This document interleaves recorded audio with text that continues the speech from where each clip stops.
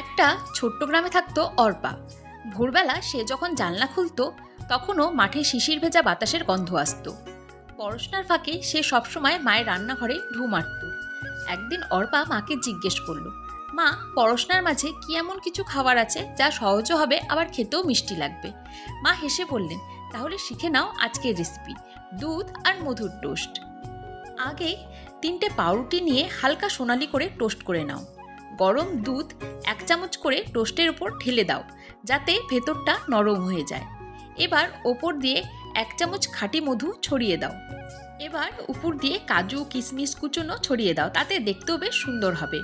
মা টোস্টটা বানিয়ে অর্পার হাতে দিলেন। 1 কামড় খেয়ে অর্পার চোখ জ্বলে উঠল খুশিতে। সে বলল, এ তো শুধু খাবার নয় মা, এ তো একেবারে মিষ্টি গল্পর মতো। এইভাবেই দুধ আর মধুর টোস্ট অর্পার সকালের প্রিয় খাবার হয়ে গেল।